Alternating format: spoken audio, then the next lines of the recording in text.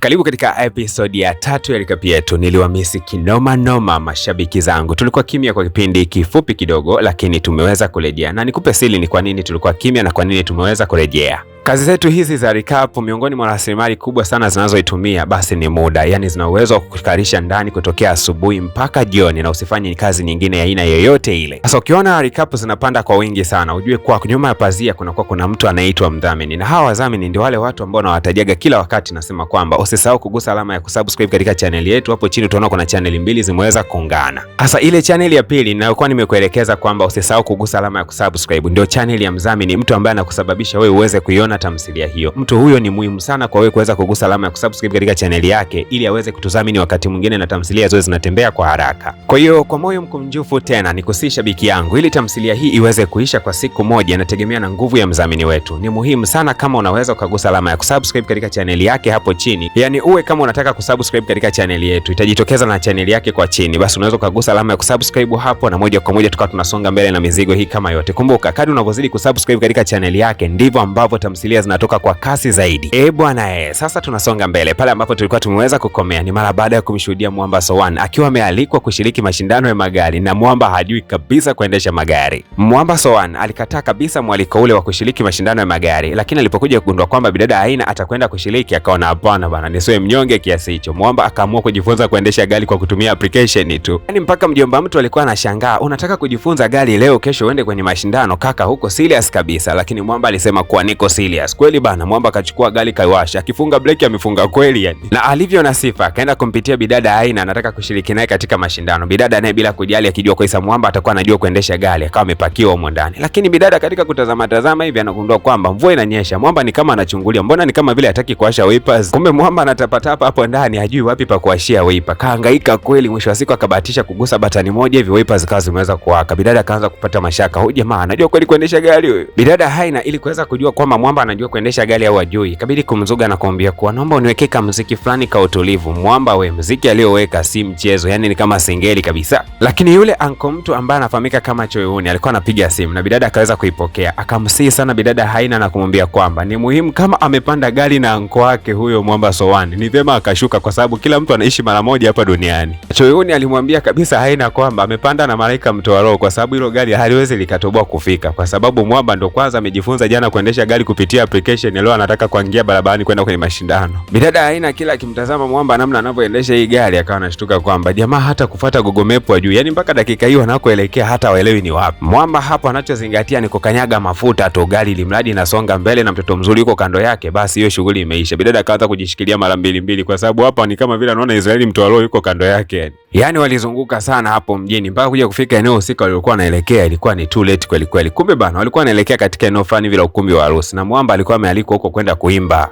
Bidada Haina alipokuwa akimtazama Mwamba Sowan namna alivyokuwa anaimba, alikuwa anaangusha mistari yani mpaka kumtima kwake inagusa. Hasa hutoka uamene. Kumbe bidada Che yule alikuwa amemwalika Mwamba Sowan siku ya jana na jamaa akawa ameweza kukataa. Ndio alikuwa anataka Mwamba aweze kumuendesha katika gari kumleta katika maeneo haya ya harusi, ila kwa bahati mbaya Mwamba hakutokea mpaka bidada akawa amechoka kusubiri akawa amekodi taxi. Alifika katika harusi akiwa amechelewa sana, kitu ambacho kilimuumiza sana. Lakini mbaya zaidi alipoweza kumwona Mwamba Sowan kumbe alikuwa katika mitaa hii na yeye alikuwa amemwalika jana. Bidada Che alilalamika sana kwa Mwamba akimwambia kuwa nilikualika katika harusi hujanipitia, japokuwa tulikubaliana kwamba unipitie, ila ulikataa siku ya jana, ila ukumbe ulikuwa unakuja nawe huku. Hasa adhabu yako ni kwamba nataka unipeleke mpaka katika kituo cha bus station ili niweze tu kuweza kupanda basi niweze kurudi zangu nyumbani, kwa sababu mimi nimekuja kwa taxi huko. Na wakiwa kwenye gari bidada Che akaanza kusema kwamba siku ya kesho bidada Haina amepanga kuelekea bichi na mwalimu Bonkyu, yule mwalimu ambaye anapenda sana mifugo. Kwa hiyo anapanga kwenda kutembea maeneo ya bichi. Nadhani itakuwa ni safari yao nzuri sana. Jamaa anapoyasikia haya mambo anajikuta anaanza kupata wivu. Haelewi ni kwa nini anapata wivu kuona kwamba bidada Haina atakwenda kutoka na mtu fulani kuelekea bichi. Lakini kama unavyomjua dereva wetu, alipoambiwa tu hayo maneno akajikuta amefunga bonge la breki la ghafla tu yani. Lakini kesho yake ni kweli kabisa bidada Haina alikutana na Mwamba Bonkyu katika maeneo ya bichi, na huku walikuwa wakipiga story sana tu.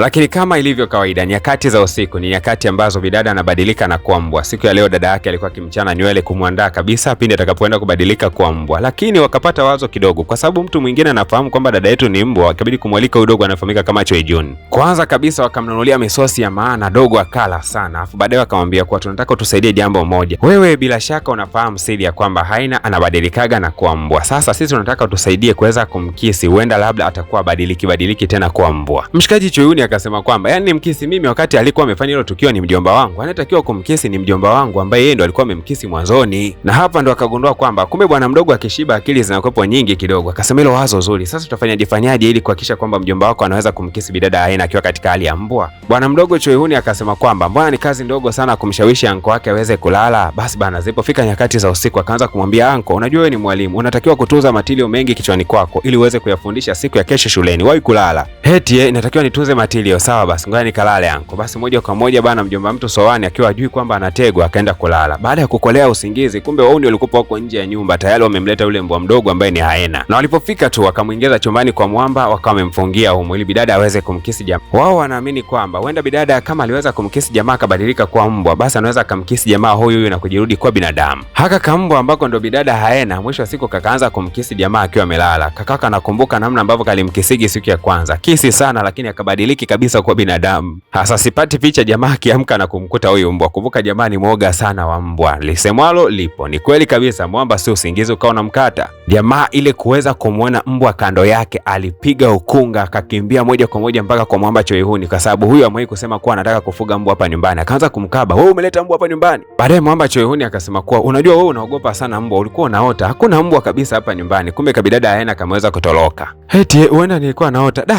Tukio la udogoni limeniasili sana mimi kuogopa sana mbwa. Hasa kesho yake bidada Juna na bidada Haina walikuwa wamekaa katika mgahawa wakijaribu kudiscuss ni kwa namna gani wanaweza kumsaidia bidada asiwe anabadilika kuwa mbwa nyakati za usiku. Lakini dada mtu ambaye anafahamika kama Juna akasema kwamba unatakiwa kwenda kumkisi jamaa. Lakini bidada akasema nimejaribu kumkisi jana lakini anaogopa sana mbwa. Jana alipoweza kuamka kama huenda angenisukuma vibaya ningeanguka na ningeumia bjue. Basi dada mtu akasema kwamba haina shida. Basi kitu cha kwanza, mtihani wa kwanza unatakiwa kumsababisha jamaa asiwe anaogopa mbwa kabisa katika maisha yake, yani umbadilishe akili yake. Bidada Haina akaona kwamba hili wazo ni kama linafanya kazi hivi. Kesho yake wakiwa katika basi station, basi moja kwa moja akawa anamuuliza mwamba Sowani kwamba hivi ni kwa nini unaogopa sana mbwa? Jamaa akafunguka tu kwa kusema kuwa nilipokuwa na miaka kama 10 hivi nimewahi kupitia zahama moja ambayo ilikuwa inahusiana na mbwa. Kwa hiyo kuanzia hapo nilikuwa naogopa sana mbwa. Bidada akasema pole. Bidada Haina nyakati za usiku akamrudishia dada yake majibu kwamba jamaa anaogopa mbwa kwa sababu alipokuwa mdogo amewahi kupitia jambo la hatari sana lililokuwa linahusiana na mbwa. Kwa hiyo natakiwa nimfanye aweze kabisa kuanza kuwapenda mbwa. Lakini bidada Juna ambaye ndo dada mtu akasema kwamba hivi unajua wewe sio kwamba mchakato wako ni wakisha tu kwamba jamaa anabadilika na kuanza kuwapenda mbwa. Usije ukambadilisha akajikuta anaanza kukupenda na wewe. Basi bana, ilikuwa ni katika mazungumzo ya utani tu, lakini ndani yake ni kama kuna ukweli. Kesho yake bidada akawa amemtembelea mwamba na kumwambia kuwa nataka nikusaidie namna ya kuepukana na hofu ya mbwa. Jamaa akawa amekubali. Akamchukua jamaa akampeleka katika maeneo ya kuonesha mbwa. Kisha akasema mtazame huyo mbwa kwa sekunde kama 5. Jamaa akaweza kumtazama. Akawa mwamba anashukuru tu, nimeweza kumtazama kwa sekunde 5 zote ujue. Lakini akamchukua hapo na kumpeleka katika mafunzo ya juu zaidi. Akasema kwanza unatakiwa pia kujifunza namna ambavyo mbwa akibweka anamaanisha nini. Lakini mwamba Sowani yeye mbwa akibweka ni kwamba anataka kumng'ata mtu, ndio ambayo imekaa katika akili yake. Lakini bidada akamwambia kuwa kuna tafsiri nyingine ya milio ya mbwa. Akamwambia mbwa wana uwezo wa kuzungumza kupitia milio hiyo ya kubweka. Kwa hiyo sio kila mbwa anayebweka anamaanisha kwamba anataka kukudhuru.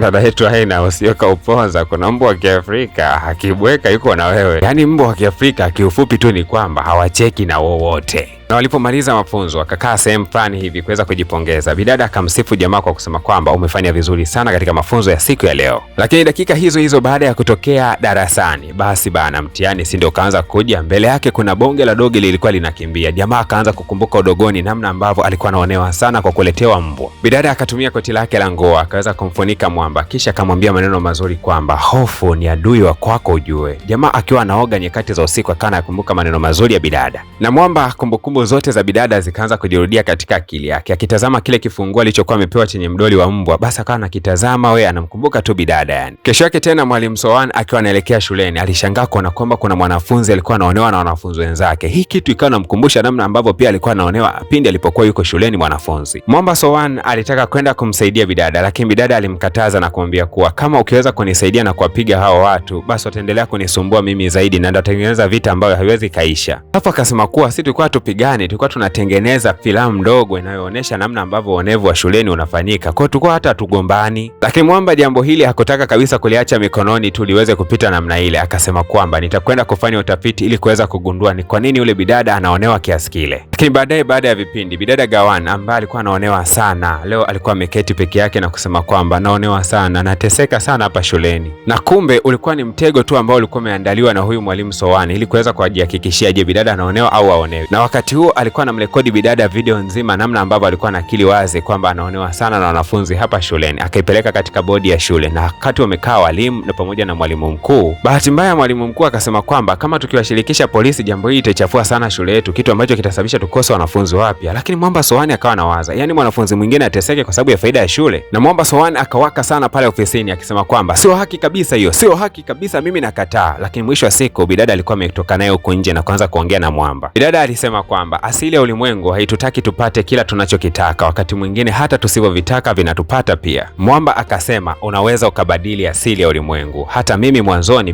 vitu vilikuwa vikinipata, lakini siku niliposema hakuna kunipata, kweli viliacha kunipata. Na Mwamba sasa ndio akaanza kumsimulia bidada maisha yake yalikuwaje, kwa nini alikuwa akionewa na aliwezaje kujikomboa kutoka katika uonezi huo. Unadhani simulizi yake ilikuwaje? Tukutane katika episode ya 4. Nikukumbushe tu kwamba hapo chini kuna mdhamini wetu, hakikisha tu kama unagusa alama ya kusubscribe katika channel yake.